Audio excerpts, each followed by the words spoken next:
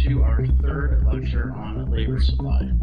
For this lecture, it's important to review again the income and substitution effects. The income effect, again, is defined as the change in hours worked with respect to a change in income, holding wages constant. And we believe that this ratio is less than zero. So when you have a positive increase in income, hours worked falls. And that's because we assumed that leisure was a normal good, and we would consume more of it if we had more income. The substitution effect is the change in hours worked with respect to the change in wage, holding income constant. And we believe that that relationship is greater than zero. So our income leisure choice model is very useful in analyzing the incentive effects of various income maintenance programs. Income maintenance programs are simply government programs that are aimed to increase the incomes of certain people in need. We're only going to be considering partial equilibrium effects, so we're not going to be looking at dynamic changes over time. Or, for example, we're just going to look at the partial equilibrium effects of these types of programs. You can think that perhaps some of these programs could change the overall labor supply in the market, and that would affect the wage. We're not going to go there. We're just going to focus on the immediate effects of the programs. So looking ahead, we're going to see that our labor-leisure model will suggest that things like cash grants will reduce incentives to work. So welfare programs will create work disincentives. And we'll also see that welfare will reduce the supply of labor by increasing non-labor income, which also raises the reservation wage. So the first income maintenance program we're going to look at is called a demo grant, which is simply a cash grant, but it's based on certain demographic characteristics, such as age or sex. It's essentially a lump sum transfer, so it's just money provided to the individual from the government. They don't have to work for it. Many of these are universal, so for example, old age security. So anyone over the age of 65, they get a certain payment per month, and that's all that it takes for them to qualify for this payment. Another example is the universal child care benefit in Canada. In this program, individuals are given a monthly payment of $160 for children under 6 and $60 for children aged 6 to 7. And that's only conditional on the age and number of children here. It doesn't matter about their income, and they're just given that money as a cash grant. So now let's see what our model would say about such a scheme. So here we have our individual. They're optimizing at point E0. Their income is Y0. Now let's add a demo grant. So this individual, we're going to say, qualifies for a certain amount of income represented by the vertical distance here, and they're going to get that money unconditionally. So what does that do to their budget constraint? Well, it shifts it upwards, right? So if they don't work and so their total discretionary time is all being used for leisure, they're going to get this amount of money. YD, we're going to call it. D for demo grant. Okay, so this is going to be their non-labor income. Now, if they decide to work, they're going to get paid their regular wage, and their income will increase accordingly. And they'll be anywhere on this budget constraint. So, for example, if the person were to work the exact same amount, or take the same amount of leisure in the face of this demo grant, they would be at this indifference curve, U0, and they would be at E1. But we know that the person would not be maximizing their utility. To maximize their utility, they would go to a point such as ED, where they're getting higher utility. And what's important is clearly the worker will get higher utility from working less in the face of a demo grant. So here, with a demo grant, work incentives are unambiguously reduced. There's no substitution effect, only a pure income effect. And we know the income effect works to reduce the amount of labor hours supplied. We assumed leisure was a normal good. Now let's look at another example. Here, this is a take it or leave it cash grant of $500 per week. Okay, and we're going to start with a worker who's optimizing at point P. Now let's suppose they qualify for this $500 per week grant. Okay, if they decide not to work at all, they would be at indifference curve U1. So actually, in this example, given this person's preferences, clearly here we see that in the face of this program, the person would now decide not to work at all. If you look here, if their income is $500, so this is their non-labor income that they're going to get from the cash grant, and you think about the highest indifference curve, it's going to be tangent here at G. Clearly then, the worker will decide not to work. They would get higher utility from not working. So they'll have no work, all leisure. So overall, a lump sum demo grant, or just in general a cash grant, results in no substitution effect, and that's because the wage is not changing. The work incentives are unambiguously reduced, and there's only a pure leisure-inducing income effect. So the increase in income is less than the amount of the demo grant, or a portion of the demo grant is used to buy leisure. So what this is saying is that in the face of a demo grant or cash grant, some of that increase in income is going to be used to buy leisure. Now let's look at a traditional welfare program. Traditional welfare programs have 100% clawback. So what that means is that if you're getting a welfare payment from the government and you decide to, say, work on the side and make an extra $100, well, if that's the case, your welfare will be reduced by that exact same amount, that $100. So 100% will be clawed back or taken back by the government. So right here, we're looking at the situation without the traditional welfare. The wage for this person is $10. And so if they work 16 hours a day, they're going to make $160. Now suppose they're eligible for a welfare benefit of this amount. Okay? If they decide, for example, to work 2 hours, so they're going to take 2 hours less of leisure, then they're going to be taking home exactly the same amount. So if they're here and they don't work, they're going to get $100. So in this example, again, the welfare benefit is $100. So if they don't work, they're going to get $100. But if they do work, they're going to make $20 in income, 2 hours times the wage. But their welfare payment is going to be reduced by that exact same amount, and so they're going to receive $80. And so their total income is $100. So for any points here, so any positive amount of work up to here, their income stays the same. And so the budget line is going to look like this. It's going to be completely horizontal here because additional work provides no increase in their income, because whatever they make, it's taken back by the government from their welfare benefit. So they're always going to make $100. If they decide to work more than this amount here, so say somewhere over here, then in that case they won't be eligible for the welfare benefit, and they'll make whatever they make in the labor market.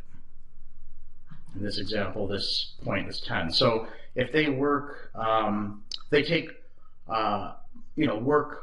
if they give up more leisure than 10 hours, they're fine, they're not going to qualify for that welfare benefit. So let's do an example with an individual who has these types of preferences. So they're going to maximize here at point E0. Here's our welfare benefit. We know in the face of this welfare benefit, the income constraint, potential income constraint, or budget constraint is going to look like this. Now, what would we expect to see in terms of the incentives on work? Well, before the welfare benefit, the person is here at E0, but now in the face of this new budget constraint, are they still optimizing their utility? Well, no, because look, if you bring this indifference curve out more, we can see that they would get higher utility now if they just didn't work. So in this case, they're going to make a little bit less money, but they don't have to work. And so they're getting a lot of extra utility from taking that extra leisure. Okay, so in many cases, in the traditional welfare programs, provide a strong incentive for individuals to move to a corner solution and not work at all. Because if they work, the money is clawed back by the government. So there's no point in working here. If individuals work in this range here, they're going to be getting less utility because they're giving up leisure that's going to provide disutility, but they're getting the same amount of income. And remember, people get, in our model, utility from income and leisure. When you're moving along here, your income is constant, but your leisure is falling. So there's no point in working here. So in this case, in this example, the individual would just decide not to work in the face of this welfare benefit. Someone who has very very flat indifference curves may decide to work over here and it won't affect them, but many people it would. So that example we just looked at is an example of a more general idea of programs that have net wage rates of 0. Program benefits are paid based on the difference between one's actual earnings and one's actual needs in these types of programs. So the payment of benefits is based on the difference between actual earnings and needs, creates a net wage of 0. In our example here, we see that here YN is what maybe the government determines as the minimum income a household should have. Okay? And if their income is below that, they're going to be topped up with the difference. Okay? So in that case, their income is always going to be YN, no matter how much they work in this range. Okay? And that's exactly what was happening in the previous slide. And so here, clearly the income doesn't change, so you're working and you're not getting any increase in your income. So it's a 0 wage. So again, these types of programs have a strong incentive for workers to not work and take more leisure. Now let's talk about a negative income tax. Okay, so this is an income guarantee, so maybe something like a welfare benefit, but with an implicit tax rate of less than 100%. In the previous slide, the tax rate was 100%. But now what happens in a program where not all of the income someone earns is clawed back by the government? Okay, so why do we call it a negative income tax? It's because overall, the recipients will still receive more money from the government than they'll pay out in taxes. So some examples in Canada are the child tax credit, guaranteed income supplement for seniors. So if we think about our formula for our income, here it's Y equals G. So in this case, G is going to be a cash grant. It's going to be the non-labor income you're going to get from the program. And then you're going to be adding 1 minus the tax rate times E, which is your earnings. Okay, so in the last example, this was 100%, so your income was always just equal to the amount of money that was provided by the government. Okay, but here, this is going to be less than 1, and so there's still some positive increase in earnings from working. but overall, you're still getting more from the government. So let's look at an illustration of such a program. So here is our standard budget line. And in this case, the person faces a wage W. There's no non-labor income. They would typically decide to work this amount or take this much leisure at point E0. Now let's suppose there's a grant from the government. We can also call that an income guarantee. This is going to be represented by a shift in the income constraint, but it's not going to be a parallel shift. Because if the person decides to work under this type of program, they're not going to get 100% clawed back from the government. It's going to be less than 100%. So they're going to be able to keep some of their income. So the slope of this, it's not equal to the wage, but it's equal to a fraction of the wage, because they are going to have to give some back to the government. Okay, so here we have the amount of the guaranteed income. If the person doesn't work, they get that amount G. If they decide to work, their income will increase according to this. Wage times 1 minus the tax rate. Okay, and this becomes tangent over here when it wouldn't matter if they were in the program or not. And so if they had preferences such that they were, it could be someone who doesn't like leisure very much at all, they would decide maybe to work here, and so the program wouldn't be relevant to them.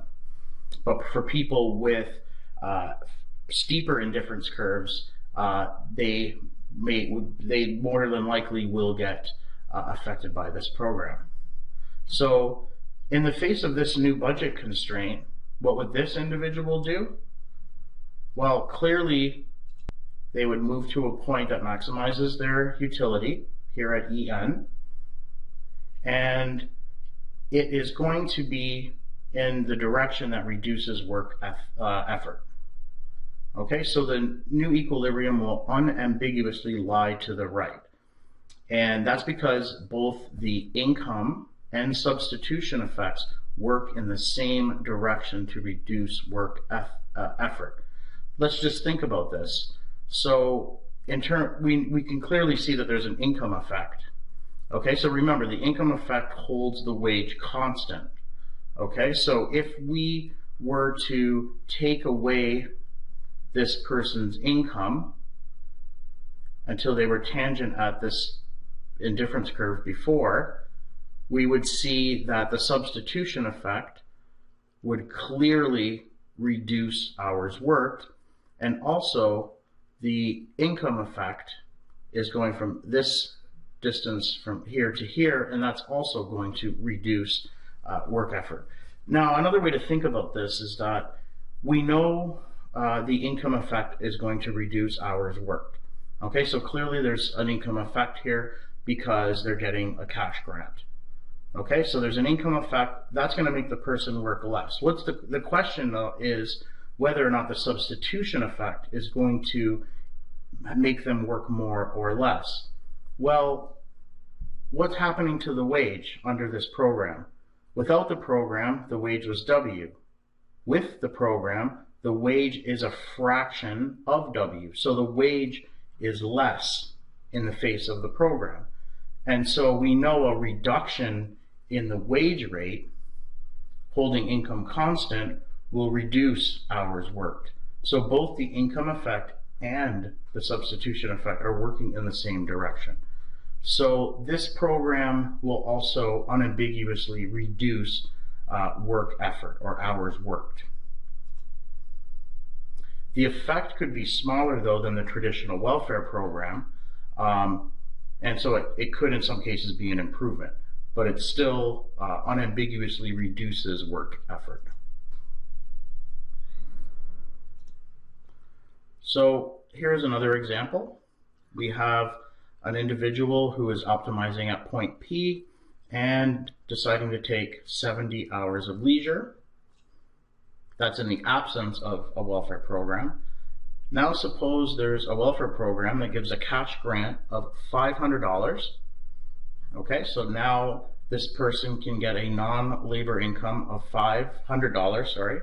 So $500 is non-labor income. So if they decide to take all of their discretionary time in the form of leisure, they're going to get $500. If they start to work, their income is going to increase by this line.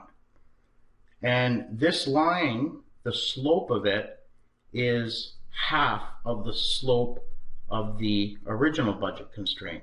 And that's because they're going to have to give 50% of any income they make back to the government. Okay? And so in this example, the person would optimize at point R. And we already know that this is going to be to the right of the original point, because both the income and substitution effect are going to reduce hours worked. But perhaps it will be much less than a traditional welfare program. In a traditional welfare program, in this example, we could clearly see if this was just a flat line, like the traditional welfare program where it was 100% clawback, then the indifference curve would be maximized here at point G, and the person would decide not to work at all. But at least with this program, the person is working at least some positive hours. And again, how do we decompose the total effect into the income and substitution effect? Well, for the substitution effect, we can just take the old wage, shift it till it gets tangent to the new indifference curve. So here we are holding income constant, but we are looking at just the effects of a difference in wage. So from Q to R, that's the substitution effect. And now the income effect is just from the change in hours of leisure from P to Q. Okay, now let's look at another program that could increase the incomes of low-wage individuals. So what are the effects of a wage subsidy? So a wage subsidy is when the government gives an employee or a worker a subsidy based on how many hours they work. So if their wage is, say, $10, the government may give them an extra $2 for every hour they work. So their wage would be effectively $12, not just $10.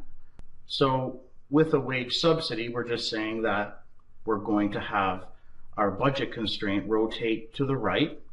Okay, so a wage subsidy is going to increase the wage. And we already know that that's going to rotate the budget constraint to the right. Okay, so how is that going to affect work incentives?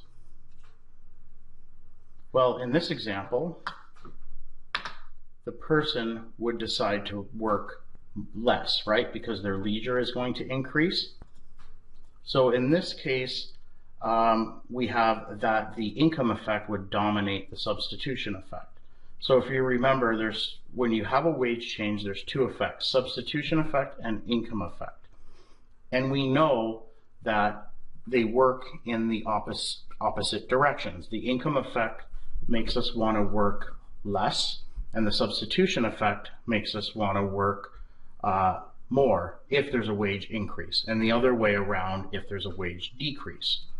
Okay, so in this example, the substitution effect dominates. If it didn't dominate in in this case, the income effect dominated. If the substitution effect dominated, this person would have worked more, and the point here would be to the left of E0. Okay, now it depends on, so this might be a better policy to increase hours worked compared to the negative income tax, depending on what the preferences are of individuals. But it's more likely when we're talking about low income individuals, the substitution effect would likely dominate the income effect because they're at very low levels of income. And so the marginal utility of income is going to be very high, and not so high in terms of leisure because they already have a fair amount of leisure. Well, if they're not working at all, they would have a very high or very low marginal utility of leisure. Okay, so let's look at a summary. So overall, in terms of wage subsidy, you can't say for sure, because as we discussed, the income and substitution effects work in opposite directions. Okay, it depends on which one dominates. However, the adverse effects of a wage subsidy are likely to be not as great as those of a negative income tax, because likely at low incomes, the substitution effect would dominate. And a disadvantage of a wage subsidy is that it does nothing for income of those who are unable to work. So it would depend on what the objectives of the program is. In this case, if the objectives of the program is to entice people to join the labor market and work more, well, then this isn't going to do all that much for them, because people who are not working, they're not getting a wage. Okay, now we're going to move on to an interesting income maintenance scheme that is a hybrid of the negative income tax and wage subsidy. Okay, it's I guess a relatively new type of program, and it's used in the US. It was used in the US first, and there's also some programs in Canada that are based off of this.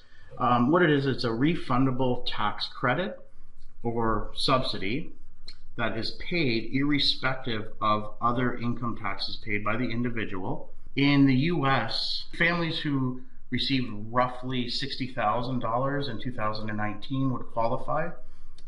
In Canada, this program is actually named the Federal Working Income Tax Benefit. So let's look at how this works. So there's two phases to this EITC program. There's a phase-in period, which is just a wage subsidy program, okay? And here we think that the substitution effect would generally dominate, but still it's not 100%. It depends on the person's preferences. But we know with a wage subsidy or a wage increase, the substitution and income effects work in opposite directions. But again, likely it will be that the substitution effect will dominate for many people. Now there's a phase out period. Okay, so the phase in period, you're given money, you're getting a wage subsidy, but the phase out period is like our negative income tax, where the government is clawing back some of this money that they're giving out. And in this range, the substitution effect and income effect will work in the same direction, and it will reduce the incentive to work. However, many believe that compared to a traditional welfare program, the EITC results in more incentives to work. And importantly, it also provides incentives on the margin. So what we mean by that is it provides incentives for people who are not working to actually begin working and join the labor market. And that's called the extensive margin. So when you have a wage subsidy, if you think of our reservation wage concept that we learned last lecture, we're basically saying here, well, we have a wage subsidy that's going to increase our the slope of our budget line. And so for many people, it will increase and go beyond the threshold of the reservation wage and entice people to work. So this is an example of how the budget constraint looks in the face of the EITC program. So the line here underneath, so E to F, is the budget constraint of a person not facing this program, or if there was, that wouldn't, before this program would be available. And then we have the EITC budget constraint for someone who's eligible. So let's go over each of these areas. So at point E, the person wouldn't be working. Okay, so their leisure hours are 110. If they decide to work positive hours, they're going to get their wage, but also the government is going to give them 40% more. Okay, so they're going to top up their wage. So this is a wage subsidy by 40%. So the slope of this line here is W, right? Negative W. And so the slope of this line is negative 1.4 times W, right? Because it's 40% higher, okay? Now, if you work up to the number of hours consistent with point J, so if you work up to 15,400, in other words, if you work at your normal wage, when you get to an amount of 11,000, and in that case, you would actually be getting a total of 15,400, okay, because this is 40% higher than this. You max out, okay, so that's the maximum benefit. Okay, so the maximum benefit is the difference between this, 15,400 and 11,000, okay? Now you get to keep that maximum benefit if you work more. So if you work more in between H and J here, they don't claw back anything. So you get to just, you don't get the subsidy anymore, but you get your standard wage that you get. So that's why these two lines are parallel. Okay, so the net wage would equal the actual wage. Now at point H, this is where the negative income tax comes in, and the government starts taking back a bit of the benefit. So in between H and G, the government's going to take back some of the, so basically it's going to take back 21.06%. So the net wage here is, 21.06% below the actual wage. And this is the negative income tax. And at point G, this is where you would end up breaking even, okay? So basically, if you're at point G, it wouldn't matter if you're in the program or not, you would get the exact same amount of income. Because at this point, they would have clawed back all of any of the benefits that you would get from the program. And then G to F is just your normal standard wage. So it depends on your preferences. Someone with extremely flat indifference curves might maximize here and the program would be irrelevant for them.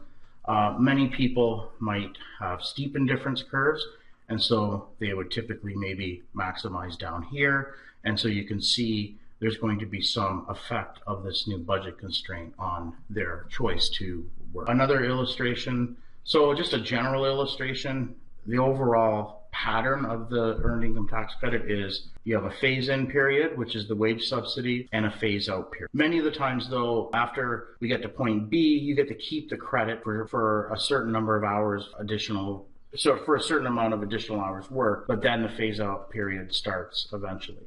In this case, there's just immediately after you reach the maximum, they start clawing it back. So let's think about our incentives to work at these different areas. So between C and B, which is the phase-in period, we have a standard wage subsidy. And we know with a standard wage subsidy that it's indeterminate. It depends on whether the substitution effect dominates the income effect. But we're at low incomes. We're likely on the upward sloping portion of the labor supply curve. So likely this would increase work effort. Okay. The maximum point is B. Okay, so this is the maximum benefit, and then they're starting to take back some of the income, the government is. Okay, and we know here that a negative income tax, the substitution and income effect work in the same direction. So in this case, in the face of this program, there's definitely more income. So we're going to have, in terms of the income effect, a reduction in hours worked. And then also, in the face of the program in this range, the wage is less than the regular wage. So the substitution effect would also reduce hours worked. Okay, so in this case here, unambiguously the amount of work would be reduced.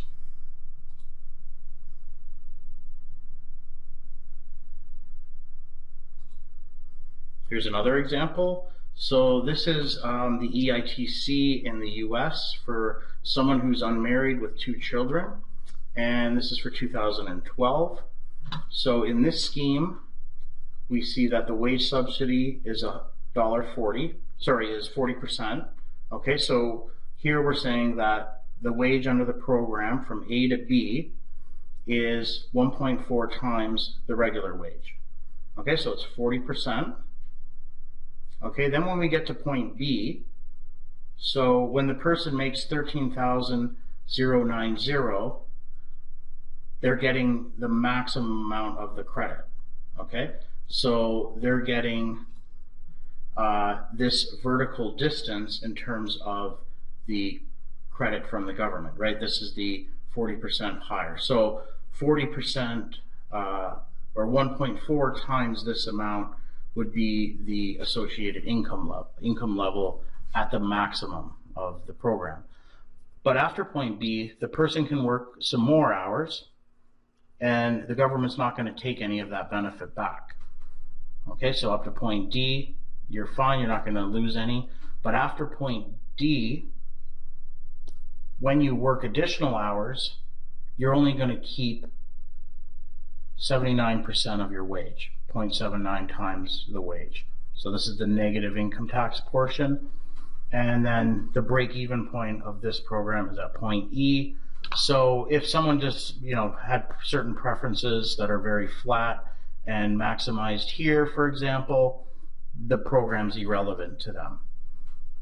But if they have steep indifference curves and they're in this area, then the program is going to affect their decision. Okay, so again, for earnings of $13,090 or less, they get a tax credit of 40%, or in other words, a wage subsidy. So that's one thing to point out with this program is it's the wage subsidy comes at the end of the year when they do their income taxes. So that's why it's an earned income tax credit. So, and it says right there, it's a tax credit. So that's going to be at the end of the year. So they're not going to see that on their paychecks. And so, that could potentially affect the incentives associated with this. But I think many people would realize that, okay, the money's going to be coming at the end of the year, and they would realize that the more they work, especially if they work in this range, they're going to be getting a very large tax return at the end of the year. So in this example, the maximum tax credit allowed for this single parent with 2 children was $5,236. Okay, so at point B here, when they reach this income, they're now getting the maximum credit, which is the difference between this and this, which is the $5,236. Okay, if they continue to work to the left, between point B and D, nothing is going to be taken away. That tax credit they still get to keep, so they still get to keep the $5,236. And they're just going to, their regular wage is what they're going to receive. But anything after D, this is the negative income tax, and so this is where the government starts clawing back some of the benefits. Their wage is going to be less than their market wage. So they're going to, if they go out and work to the left of D, they're going to get their paycheck, but at the end of the year, they're going to get less than whatever the wage is, because the government's going to take back some of that. Overall, though, again, they're still going to be at a higher income level than if they weren't part of the program and just worked on their own. So that's why this potential income constraint or budget constraint is above their old budget constraint, or the budget constraint without the program. But after point E to the left, doesn't matter if they're in the program. The program's irrelevant to them, because the amount, if they were to choose to work in this area, the income level would not qualify them for the program.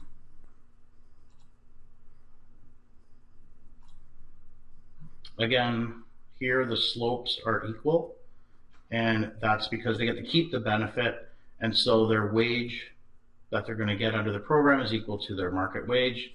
There's no clawback here, but after D, there is a clawback, and so their take-home wage is going to be less from D to E.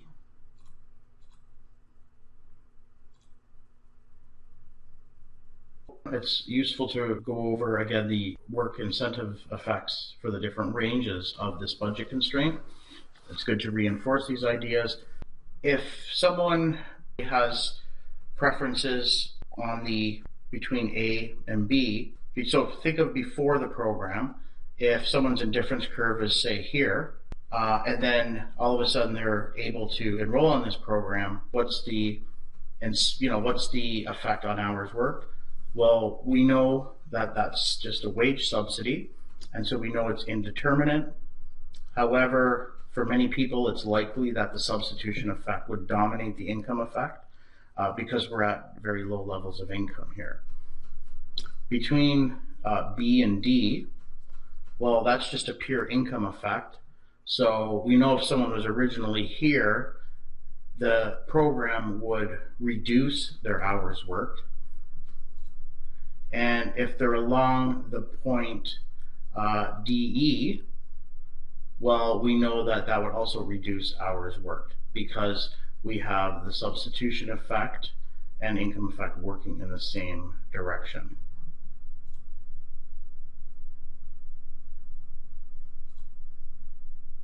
So let's compare the work incentives of the EITC versus traditional welfare. So here's a traditional welfare illustration. So this person is going to maximize their utility by not working. They're going to take all of their discretionary time in the form of leisure.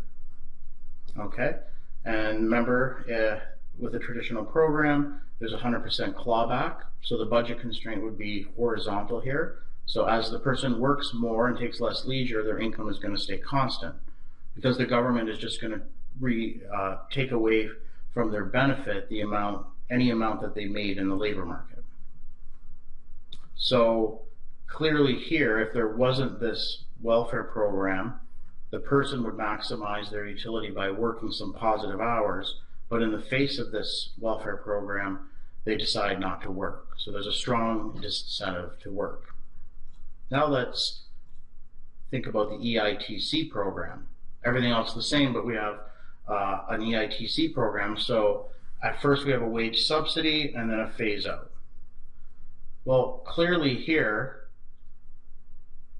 would the person still decide not to work? So if we had their budget constraint before any program being here, but now instead we have the EITC program, well, in order for this person to maximize their utility, they would want to go here, right?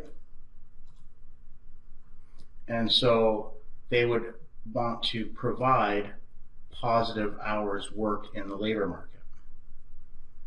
Okay, and they're actually getting more income too than in the traditional welfare program.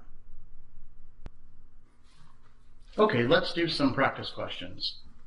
So consider the two budget lines in this diagram.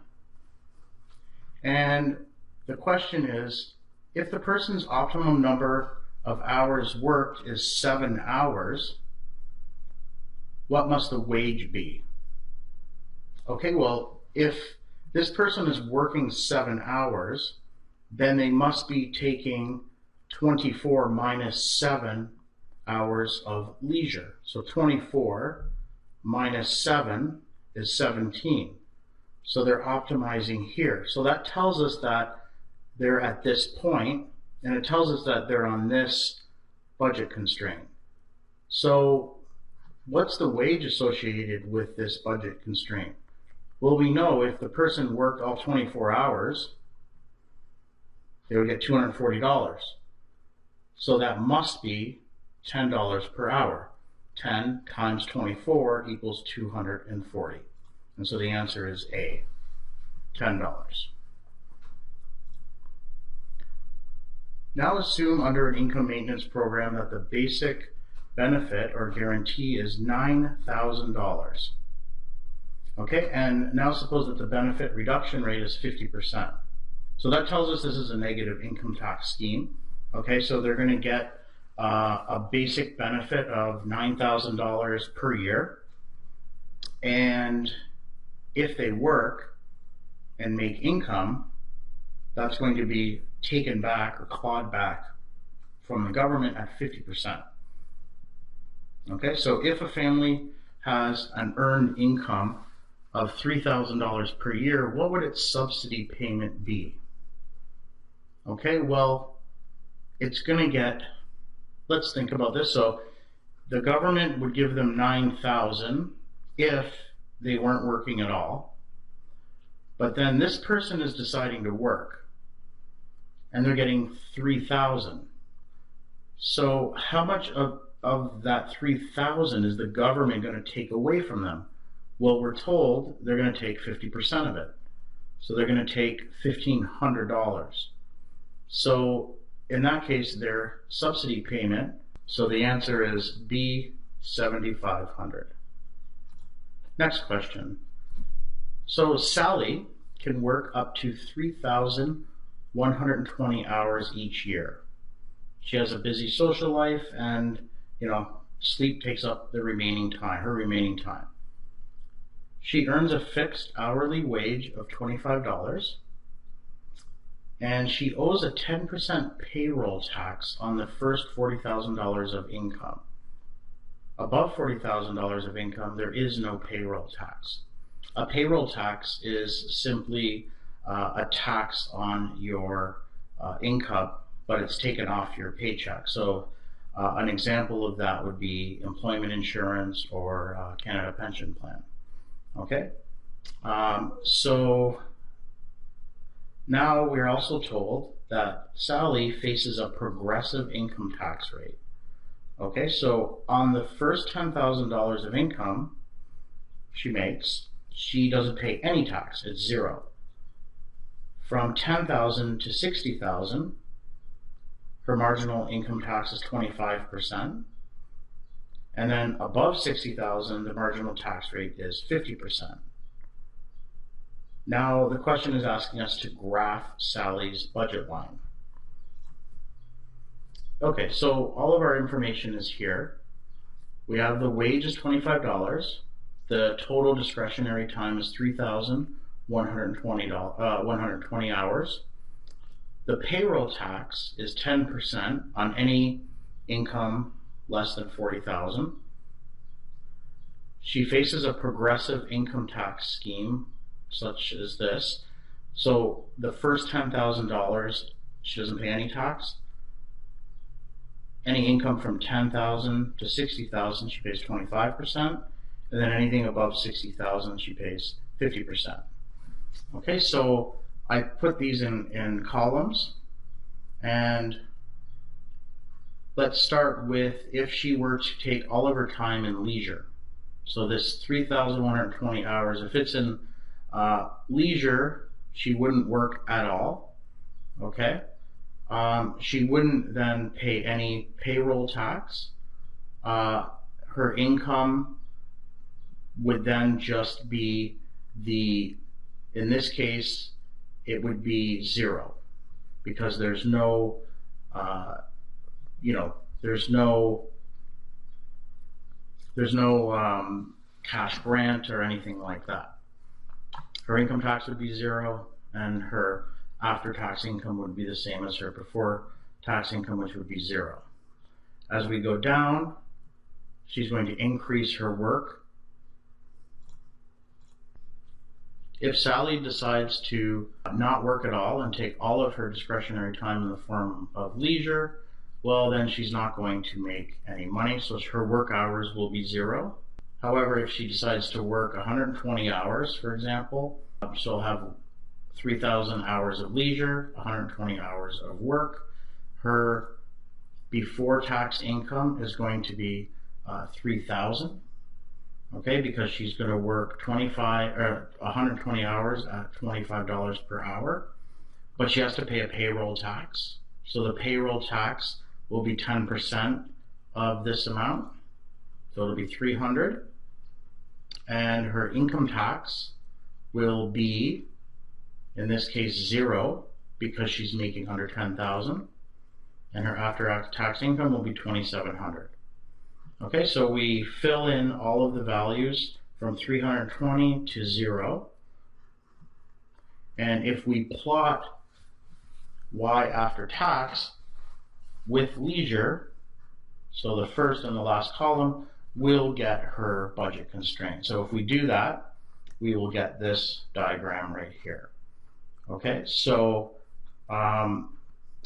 this gray line here is just her $25 an hour wage, but with the payroll tax and progressive income tax, this line here represents her take-home pay. Okay, and we see that it changes slope in a couple of these different areas. And so that's what Sally's budget line would look like. Okay, let's look at another question. So currently the U.S. Department of Transportation has a rule that allows commercial truck drivers to drive up to 90 hours per week. After 40 hours per week, drivers' hourly pay goes up by 50%. Now there's a proposed rule that would reduce this limit to 60 hours per week. Assume truck drivers currently drive more than 60 hours per week. And ignoring the safety aspects of the proposed rule, let's use our model to analyze the likely effects of this new rule on the utility of truck drivers. And so we're going to use a graph to support our analysis. So the constraint created by this new law looks like the one below. From 0 to 40 hours, the truck drivers get paid their normal amount. Anything beyond 40, they're going to get 50% more pay. So there's the wage here, and then this is 1.5 times the wage. So we're going to assume that all truckers work more than 60 hours per week. So all of them would have preferences in this area here where they would maximize at a point that's tangent to the budget constraint to the left here of 60. Okay? So anyone with a utility maximizing point along this steep part here and above the horizontal line, this is where we have 60. So we're trying to see, are they going to be worse off or better off? Well, they're choosing to work more than 60 hours and getting this higher income. So now this new rule says you can't work more than 60 hours a week. Has to be lower, right? Clearly, their indifference curve. So any indifference curve here, if we're going to make them work a max, even if we say we're going to work the max at 60 hours, their indifference curve is going to be less. So this type of legislation would make truck drivers worse off in terms of their utility. Of course, it may be more safer for them, but that's not part of the question, and that's not part of their utility function in this example, and so it would make them worse off. So the new legislation wouldn't make them very happy.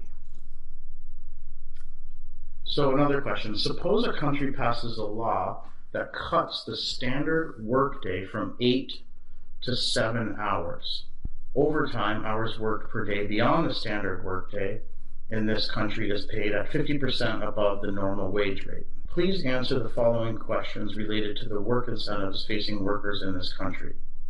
Okay, so we're going to draw the old budget constraint showing the overtime premium after 8 hours of work per day. And we're also on our diagram going to draw the new budget constraint. And then we're going to use the diagrams in A and B to analyze the change in work incentives. Okay, so what does the budget constraint look like in this situation?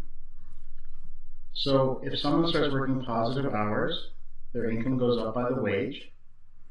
Now, when the standard work week was 8 hours, the standard work day was 8 hours per day, we had that the slope increased here, which represented the overtime pay. Now this is being shifted to the right by 1 hour. So now the standard work week is 7, and it becomes steeper here now, earlier than before. So for those already working overtime, like this person would, there will be a pure income effect reducing overtime hours. For those working between 7 and 8 hours, basically they're facing a higher wage. So there's going to be a substitution and income effect working in the opposite direction. And for those that were working a bit less than 7 hours before, some will now work overtime, more overtime, as I indicated here, but others, if they have steeper indifference curves, their labor supply behavior could even be unaffected. Okay, we are at the end of the lecture. Thank you for listening. Next class, we're going to be talking about labor supply over the life cycle.